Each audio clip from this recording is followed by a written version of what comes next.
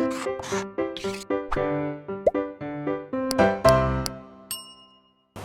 Students, welcome back to Blueprint Digital. आज की इस वीडियो में हम जिबरेलिन हार्मोन के बारे में पढ़ेंगे। वीडियो को स्टार्ट करने से पहले हमारे चैनल को सब्सक्राइब करें और बेल आइकन दबाना न भूलें, जिससे हमारे लेटेस्ट वीडियोस की नोटिफिकेशन आपको प्राप्त होती रहे। अब हम आज के टॉपिक पर आते हैं। सबसे पहले जापानीज फार्मर्स ने फूलिश सीडलिंग डिजीज़ या बैकएंड डिजीज़ के बारे में देखा। उन्होंने देखा कि कुछ पादप बड़े हो जाते हैं और वो पीले कलर के हो जाते हैं, और ये जो डिज़ीज़ होती है ये जिब्रेलिया नामक फंगस से होती है, जिसे अब फ्यूजेरियम कहते हैं। बाद में साइंटिस्ट ने यबूटा और समाइकी ने जिब्रेला यानी कि फ्यूजेरियम कवक से एक पदार्थ निकाला जिसे उन्होंने जिब्रेलिन कहा। जिब्रेलिन एक ग्रोथ हार्मोन की तरह काम करने वाला केमिकल होता है जो पादप में हार्मोन की तरह काम करता है, जिसमें एक गिबैन रिंग प्रेजेंट होती है। 100 से अधिक प्रकार के जिब्रेलिन प्रेजेंट होते हैं, जिन्हें GA1, GA2 आदि से प्रकट करते हैं, और GA3 सबसे कॉमन प्रकार का जिब्रेलिन है। जिब्रेलिन जो था मेलवोनिक एसिड पाथवे से बनता है। जिब्रेलिन प्लांट में अनेक कार्य करता है, जिसमें से सबसे प्रमुख कार्य है तने की लंबाई में वृद्धि करना। जो जिब्रेलिन होता है वो इलोंगेशन करता है तने का, यानी कि उसको बढ़ाता है। जो जेनेटिकली ड्वार्फ प्लांट होते हैं उनके तने में वृद्धि करता है।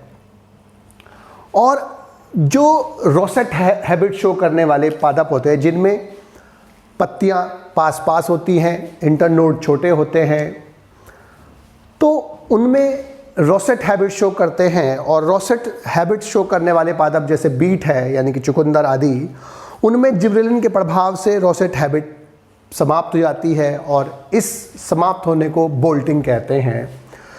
तो जो जेनेटिकली ड्वार्फ प्लांट होते हैं, यानी कि जो आनुवांशिक रूप से बौने पादप होते हैं, जब उनको जिब्रेलिन छिड़का जाता है, जैसे पाइसम है, जैसे बाकला है, वाइसिया फैबा, तो वो टॉल हो जाते हैं, वो बड़े हो जाते हैं, और जो रोसेट प्लांट होता है वो अब अधिक वृद्धि करके बड़ा हो जाता है, और इस प्रोसेस को हम बोल्टिंग कहते हैं। तीसरा, लॉन्ग डे प्लांट्स में शीघ्र पुष्पन यानी कि दीर्घ प्रकाशनु विधि वाले, तो वे पादप जिन्हें एक क्रिटिकल समय से अधिक प्रकाश चाहिए होता है पुष्पन के लिए, हम उन्हें लॉन्ग डे प्लांट्स बोलते हैं। अर्थात इन्हें अधिक लाइट चाहिए होती है पुष्पन के लिए, तो वो जो लॉन्ग डे प्लांट्स हैं, जिब्रेलिन के छिड़काव से उनमें पुष्पन फ्लावरिंग जल्दी हो जाती है। चौथा है अनिषेक फलन यानी कि पार्थिनोकार्पी। जिब्रेलिन ऑक्सिन की तरह पार्थिनोकार्पिक यानी कि अनिषेक फलन के जो पुष्प फ्रूट्स होते हैं, फल होते हैं, उनके निर्माण में हेल्प करता है। अर्थात ये बीज विहीन सीडलेस पादपों के फ्रूट्स के निर्माण में सहायता करता है। पांचवा है बसंतीकरण का सब्स्टिट्यूट या बसंतीकरण के लिए। बसंतीकरण यानी वनिलाइजेशन का मतलब क्या होता है कि जो द्विवर्षीय पादप होते हैं, बाइनियल प्लांट्स होते हैं, वो पहले ग्रोइंग सीजन में, पहले वृद्धि जो काल होता है उसमें अपनी वेजिटेटिव यानी कि कायिक वृद्धि करते हैं, और सेकेंड ईयर में उनमें फ्लावर्स और फ्रूट्स आते हैं। जब उनमें फ्लावर्स और फ्रूट्स आते हैं सेकेंड ईयर में, तो सेकेंड ईयर में फ्लावर्स आ रहे हैं, तो उन फ्लावर्स के आने के लिए उनकी जो सेकेंड ग्रोथ होती है वो सेकेंड ईयर में होती है। लेकिन जिब्रेलिन के छिड़काव करने से अगर जो सेकेंड ईयर में ग्रोथ होनी है वो पहले पीरियड में होने लगती है। और बसंतीकरण क्या है कि जो द्विवर्षीय पादप होते हैं, जब उनको कोल्ड ट्रीटमेंट दिया जाता है, उनके बीजों को कोल्ड ट्रीटमेंट देकर जर्मिनेट कराया, अंकुरित कराया जाता है, तो उनमें जो सेकेंड ईयर में जो पुष्पन होता है वो पहले ही वर्ष में होने लगता है। तो अगर हम सीड्स को कोल्ड ट्रीटमेंट देकर जर्मिनेट कराते हैं, तब भी उनको एक ही सीजन में ग्रोथ भी हो जाती है उनकी, और उनमें पुष्पन भी होने लगता है, फ्रूट्स भी आने लगते हैं। लेकिन अगर हम इस पर जिब्रेलिन छिड़क दें तब भी जो सेकेंड ईयर में जो प्लांट्स में फ्रूट और फ्लावर्स आने होते हैं वो पहले ही सीजन में आ जाते हैं। इसके बाद है डोरमेंसी की ब्रेकिंग, यानी कि प्रसुप्त अवस्था की दूर करने के लिए। जो जिब्रेलिन होते हैं वो सीड की, यानी कि बीजों की, बड्स की, कलिकाओं की और ट्यूबर्स की जो डोरमेंसी होती है उनको तोड़ते हैं, अर्थात ये जर्मिनेशन को, अंकुरण को बढ़ाते हैं। इसके बाद है सीड जर्मिनेशन, यानी कि अंकुरण। जो जिब्रेलिन होता है वो हाइड्रोलाइजिंग यानी कि पाचक एंजाइम जैसे अल्फा अमाइलेज, लाइपेज और प्रोटीएज जैसे एंजाइम्स का जो निर्माण होता है, संश्लेषण होता है, सिंथेसिस होती है, उसको बढ़ाते हैं, उसको इंड्यूस करते हैं, उसको प्रेरित करते हैं।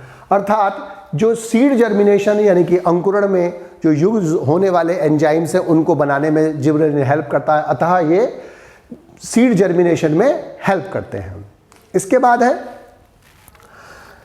पुजनता यानी कि मेलनेस को बढ़ाना। कुछ प्लांट्स जैसे क्यूकुमिस और कैनाबिस में जो जिब्रेलिन होता है वो मेल फ्लावर्स को बढ़ाता है, यानी कि मेलनेस को बढ़ाता है।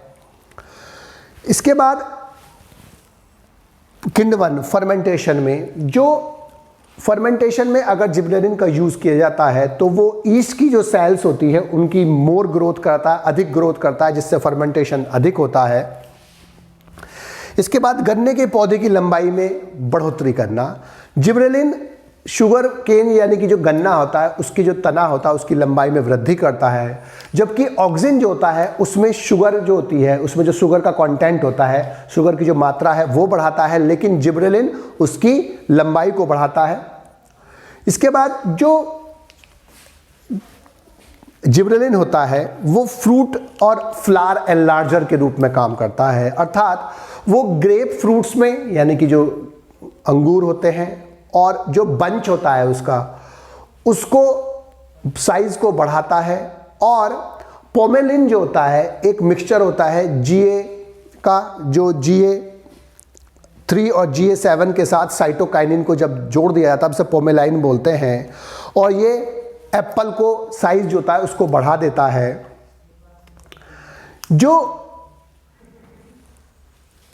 जिब्रेलिन होता है वो फोटोब्लास्टिक सीड्स के जर्मिनेशन को बढ़ाता है, यानी कि जिब्रेलिन से अगर लाइट सेंसिटिव सीड जो लाइट में ही जर्मिनेट होते हैं, अगर ऐसे सीड्स को जिब्रेलिन से छिड़काव कर दिया जाता है तो वो डार्क में भी जर्मिनेट हो सकते हैं। अर्थात ऐसे सीड्स जो केवल प्रकाश में ही अंकुरित होते हैं, जिब्रेलिन से ट्रीट करने के बाद वो अंधकार में भी जर्मिनेट होने लगते हैं, अंकुरित होने लगते हैं।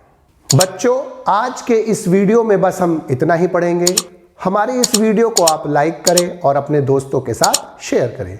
यदि आपका कोई डाउट है तो आप हमें कमेंट करके बता सकते हैं। इस अध्याय को और अच्छे से पढ़ने और समझने के लिए आप चित्रा प्रकाशन की बुक एक्टिव जीव विज्ञान की सहायता भी ले सकते हैं।